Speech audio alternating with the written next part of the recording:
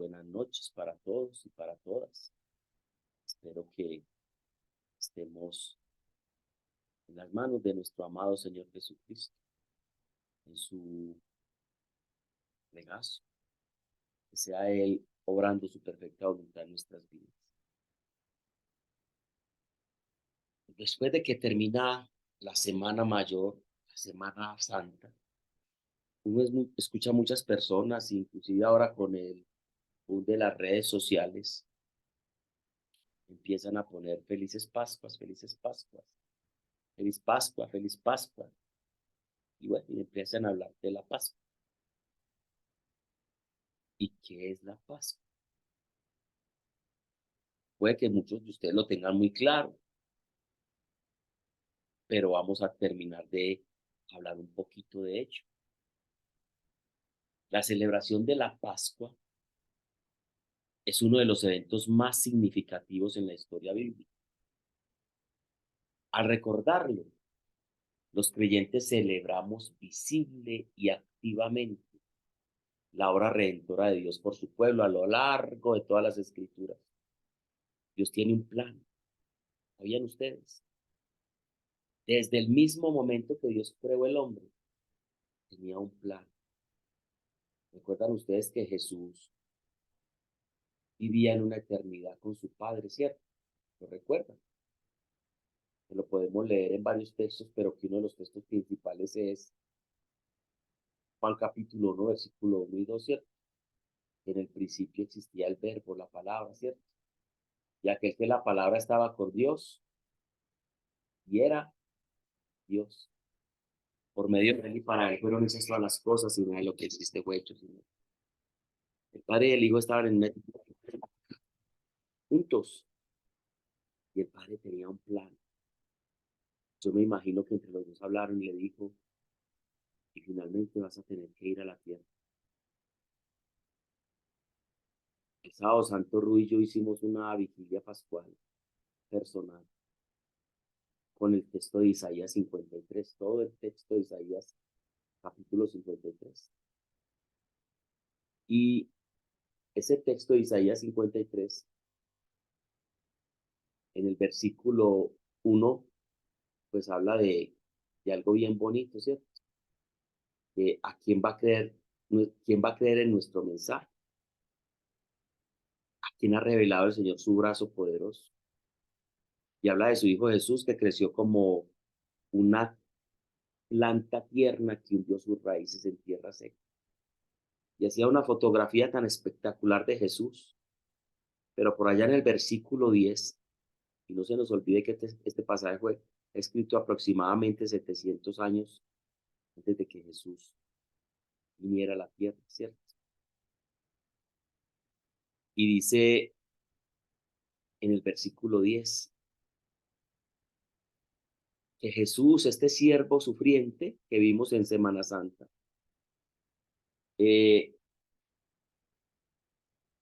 dice, formaba parte del buen plan del Señor. O sea que había un plan y ese plan involucraba a Jesús. Dice, y entre ese plan estaba aplastarle y causarle dolor. Sin embargo, cuando su vida sea entregada en ofrenda por el pecado, tendrá muchos descendientes. Disfrutará de una larga vida y en sus manos tendrán éxito los planes de Dios. O sea, había un plan de salvación. Eso no fue que Jesús lo cogió por sorpresa esa situación. Había un plan. Y estaba tan claro el plan que Jesús fue a Getsemaní. Le dijo, Padre, conozco el plan. Lo habíamos discutido ya. Si es posible, que no tenga que ser así, no hay otra forma.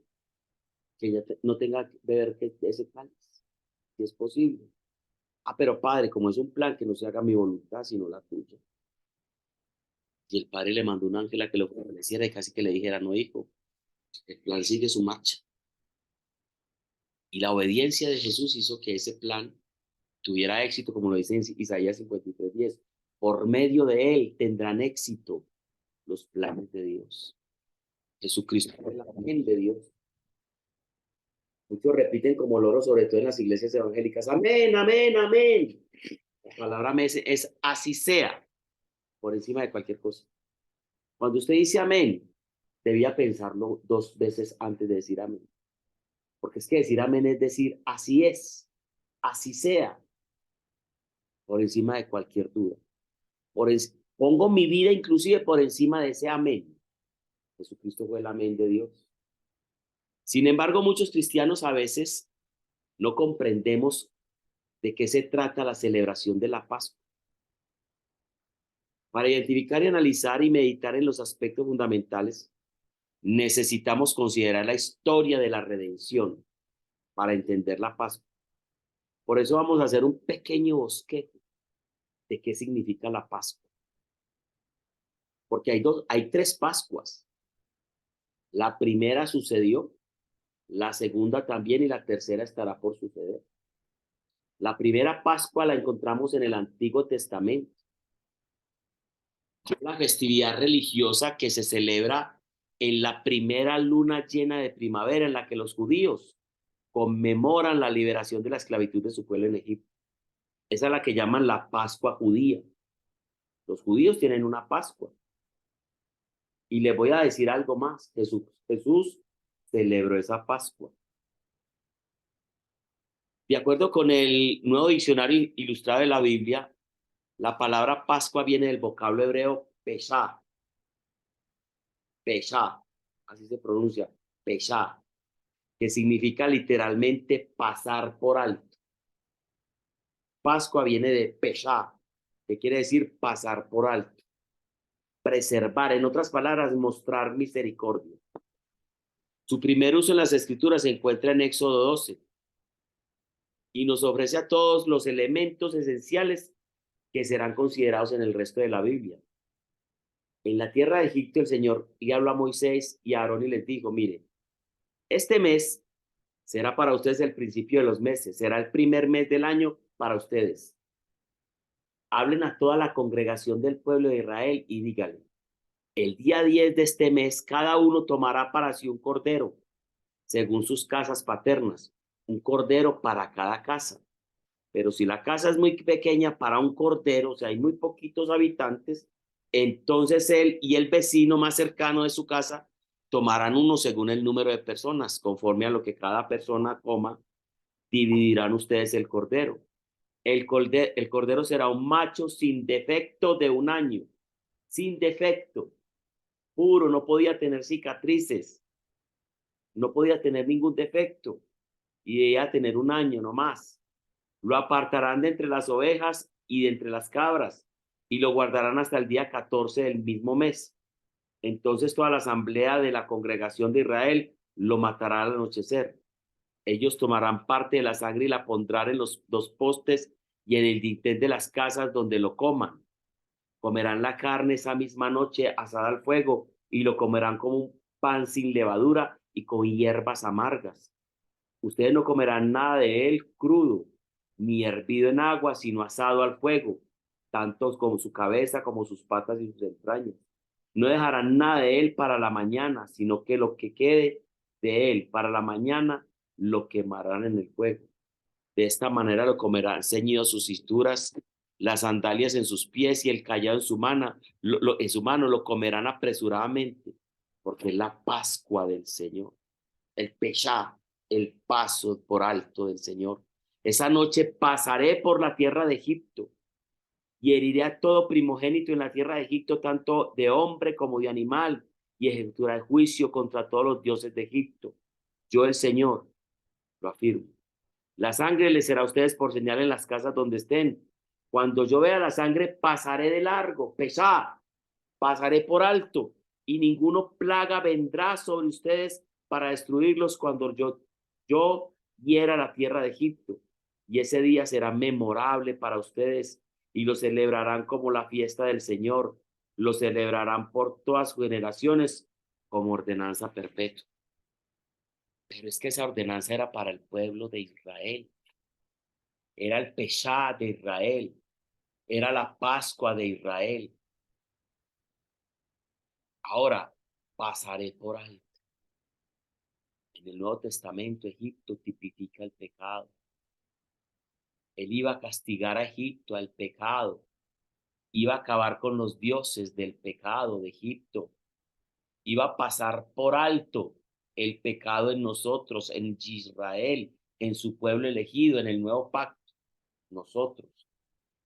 No nos iba a cobrar ese pecado a nosotros, se lo iba a cobrar a una víctima cordero.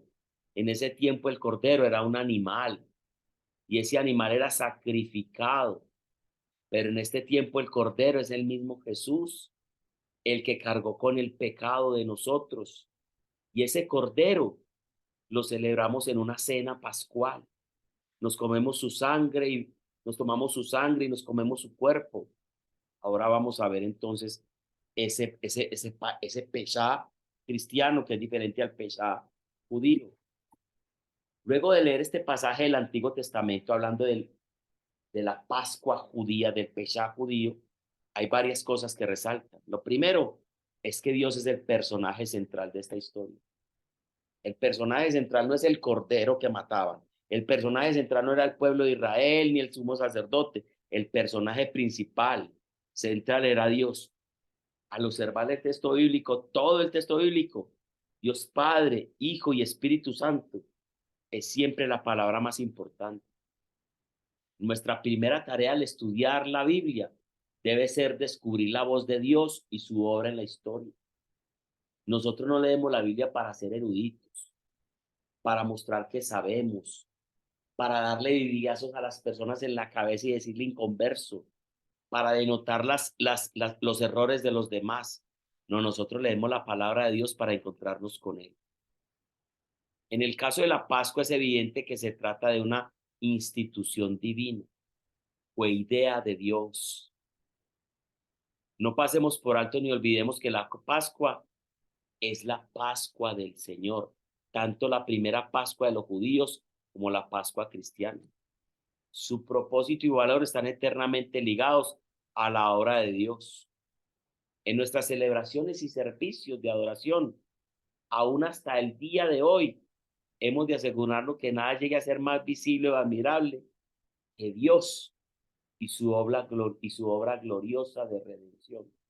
Eso sería lo más importante en la celebración, no el rito como tal. A veces nos quedamos en el rito, en la figura, en lo que llamamos los maestros en la pedagogía, en la lúdica, en el objeto como tal que representaba, que quiere mostrarnos algo. Y no hay que ir al fondo de la situación. Siéntate por un momento y piensa. Un hombre entregó su vida por mí, cargó con toda mi culpa, cargó con mi debilidad, cargó con mis miedos, con mi desesperanza, con mi enfermedad. Porque si lees Isaías 53, dice, Él fue molido, Él fue martirizado, golpeado, y por sus llagas hemos sido nosotros curados, sanados. En la Pascua Dios recuerda su pacto y actúa con amor fiel por su pueblo. En el Antiguo Testamento la Pascua es en esencia una celebración que mira hacia el pasado. A ellos les decía, hagan la Pascua cada año, celebren esa cena cada año. Y cada que la celebren, recuerden, ¿dónde estaban ustedes? Esclavos en Egipto. Y cómo Dios poderosamente los libró de la esclavitud de Egipto. Y utilizó plagas y utilizó el mismo mar y pasaron a través del mar a la tierra prometida. Ella marca el día de independencia de Israel y el nacimiento de la nación de Israel. Posterior al evento histórico de la primera Pascua, el propósito de la celebración era que el pueblo recordara una vez al año, con sus 5 sentidos, los detalles específicos de la obra maravillosa de Dios, de la redención que les dio. ¿Y cuál fue la redención? Sacarlos de la esclavitud de Egipto. Y todo eso lo vemos en Éxodo 12, capítulo 12, verso capítulo 42, verso capítulo 23, Deuteronomio capítulo 16. O sea, toda esa situación de esa Pascua judía. En la Pascua Dios derramó sangre, la sangre de los primogénitos de Egipto, pero al mismo tiempo pasó por alto Pesha, los hogares de aquellos israelitas quienes con fe obedecieron y cubrieron los dinteles de sus casas con la sangre del cordero. Celebrar la Pascua motivaba al pueblo a recordar constantemente lo que hizo Dios para vivir fielmente a ese Dios que los liberó, que los rescató. Para Israel, recordar los detalles específicos de la obra redentora de Dios en Egipto era importantísimo por una razón sencilla. En la Biblia, el olvido del pueblo de Dios está intrínsecamente ligada con la apostasía. Cuando el hombre olvida las maravillas que Dios ha hecho por él, se vuelve un apóstata, se vuelve en contra de Dios y empieza a adorar otros dioses. Al mismo tiempo, la Biblia testifica repetidamente la fidelidad de Dios en sus promesas. En el versículo 4 de Deuteronomio dice, por tanto, cuídate y guarda tu alma con diligencia para que no te olvides de las cosas que tus ojos han visto y no se aparten de tu corazón todos los días de tu vida, sino que las hagas saber a tus hijos, a tus nietos y a toda tu familia. Ten cuidado, pues, no sea que olviden el pacto que el Señor Dios hizo con ustedes y se hagan imagen tallada en forma de cualquier cosa que el Señor tu Dios te ha prometido. Cuando el hombre olvida lo que Dios ha hecho por él y no recuerda permanentemente, porque el ser humano es olvidadizo, el sacrificio que Dios hizo por él y lo está recordando permanentemente y se olvida de él, empieza a tener otras prácticas y a crearse otros dioses y a creer en otros poderes, saumerios, cartas, tarot, horóscopo y un sinnúmero de cosas, inclusive ritos dentro de la iglesia contrarios a la fe que Dios quería, porque nos hemos olvidado del pacto eterno de Dios. En los postreros días, cuando estés angustiado y todas estas cosas te sobrevengan, le dice Dios al pueblo de Israel, volverás al Señor tu Dios y escucharás su voz, pues el Señor tu Dios es Dios compasivo, no te abandonará, ni te destruirá, ni olvidará el pacto que juró a tus padres. El contraste que se observa en estos y muchos pasajes de la Biblia en relación a Dios en las Escrituras. Él no se olvida de su pacto y sus promesas. Dios no se olvida de sus pactos y sus promesas. Dios es fiel, pero en relación al pueblo de Dios, podemos ver que nosotros nos olvidamos de las obras de Dios. Y cuando nos olvidamos de las obras de Dios, inevitablemente nos volvemos idólatras. En Segunda de Reyes 17:38 dice, no olviden el pacto que hice con ustedes y no rindan culto a otros dioses. Nos está recordando permanentemente cuando ustedes se olvidan de lo que yo hice por ustedes, empiezan a mirar al mundo, las ofertas del mundo y empiezan a creer en las cosas del mundo. En otras palabras, al instituir la celebración memorial de la Pascua, Dios proveía a su pueblo de un medio de gracia que les permitía perseverar en la fe y en la obediencia al pacto de recordar todos los días de su vida la maravillosa obra de redención que Dios hizo. Ahora, la Pascua nuestra, la Pascua cristiana, que no es la Pascua judía, nos da algo que no les dio a los judíos, y es la certeza de la redención y el anhelo de la comunión con Dios. La Pascua cristiana es una festividad religiosa que se celebra el domingo posterior al 20 de marzo, en que los cristianos conmemoran la resurrección de Jesús. En el Nuevo Testamento, los pasajes asociados a la celebración de la Pascua se encuentran en los 4 evangelios: Mateo, Marcos, Lucas y en el mismo Juan. No solamente los sinópticos, sino que inclusive Juan recuerda esa Pascua. Por ejemplo, en Mateo dice, el primer día del festival de los panes sin levadura, cuando se sacrifica el cordero de la Pascua, los discípulos de Jesús le preguntaron, ¿dónde quieres que vayamos a preparar la cena de la Pascua? Jesús celebró la Pascua judía con sus cristianos, la judía. Así que Jesús envió a 2 de ellos a Jerusalén con las siguientes instrucciones. Al entrar en la ciudad se encontrarán con un hombre que lleva un cántaro de agua, síganlo. En la casa donde él entre, díganle al dueño, el maestro pregunta, ¿dónde está el cuarto de huésped para que pueda comer la cena de Pascua con mis discípulos? Jesús quería celebrar la Pascua judía, la que acabamos de leer, con sus discípulos. Él los llevará a un cuarto grande en el piso de arriba que ya está listo. Allí deben preparar nuestra cena. Entonces los dos discípulos entraron en la ciudad y encontraron todo como Jesús les lo había dicho, y allí prepararon la cena de la Pascua. Por la noche Jesús llegó con los 12 discípulos. Mientras estaban a la mesa comiendo, Jesús les digo la verdad, uno de ustedes que está aquí conmigo me traicionará.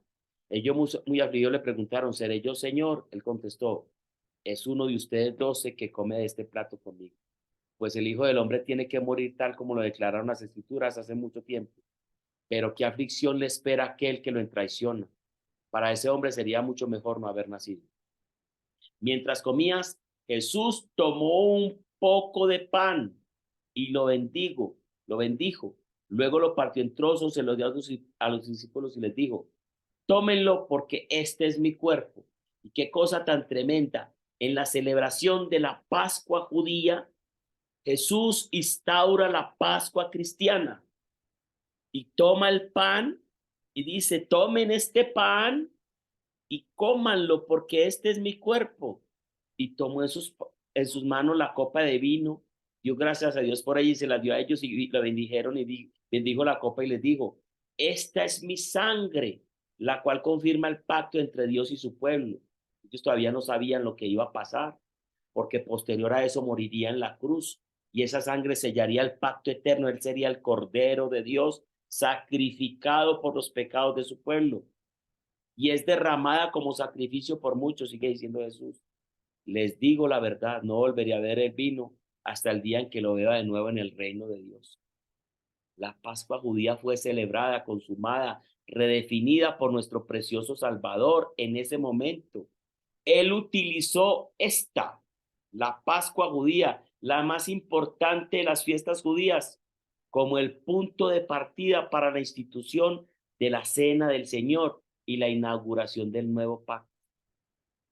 Aquí analizamos el texto de Lucas entonces.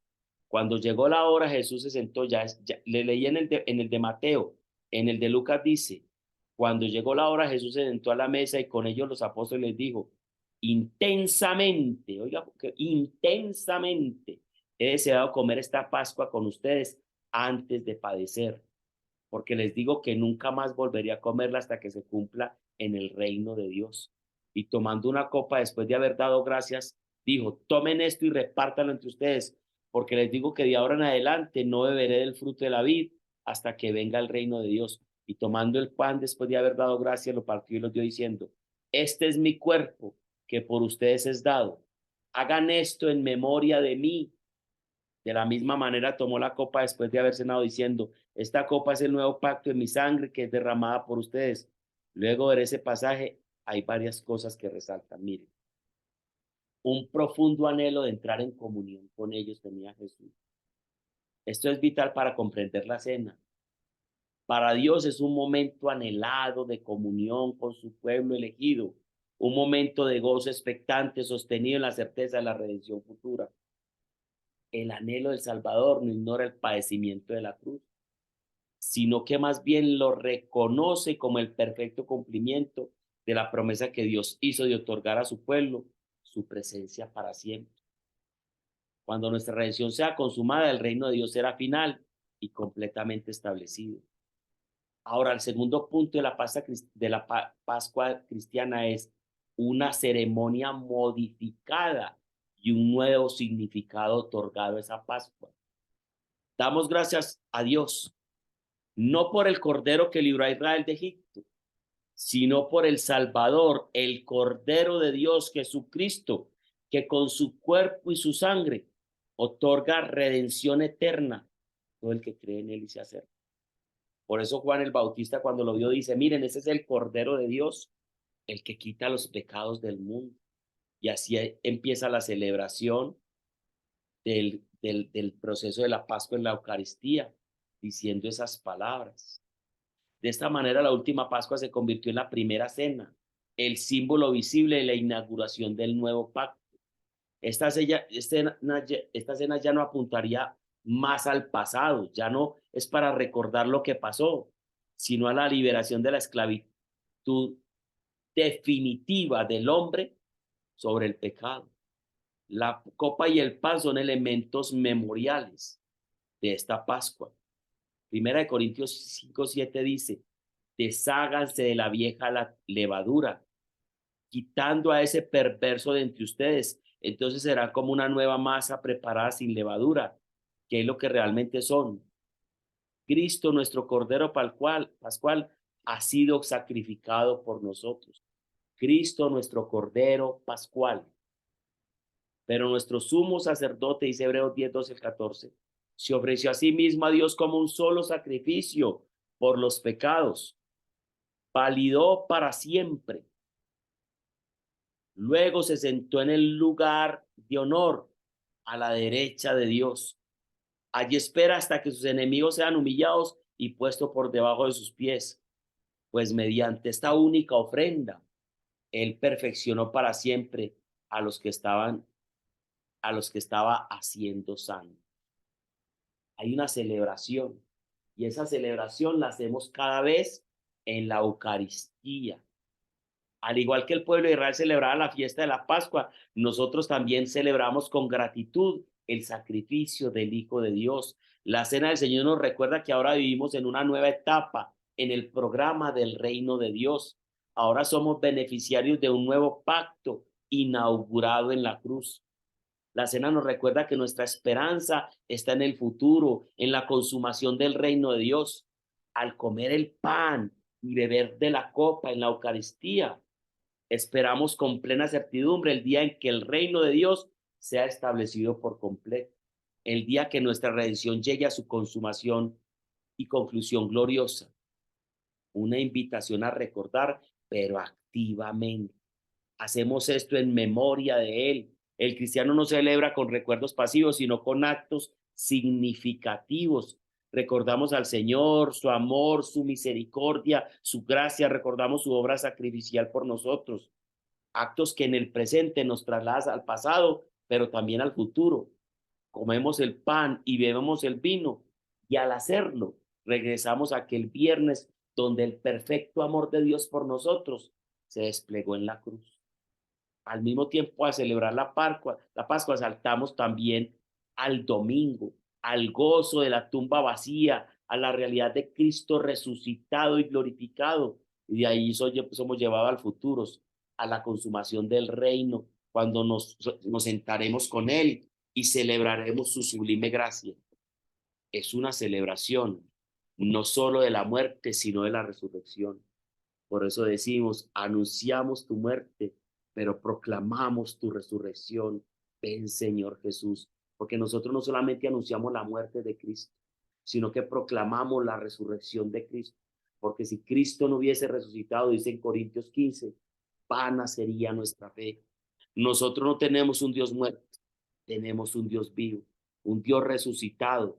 Y esa es la última mirada a la Pascua, porque todas las veces que coman este pan y beban de esta copa,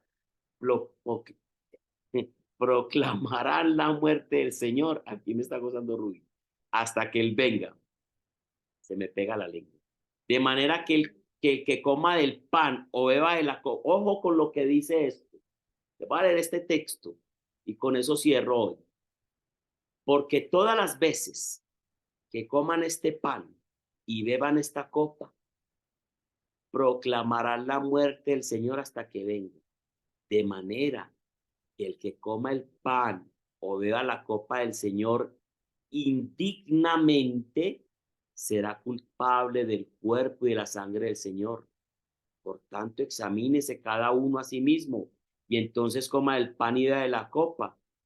Porque el que come y bebe sin discernir correctamente el cuerpo del Señor, come y bebe para juicio. Primera de Corintios 11, 26 al 29.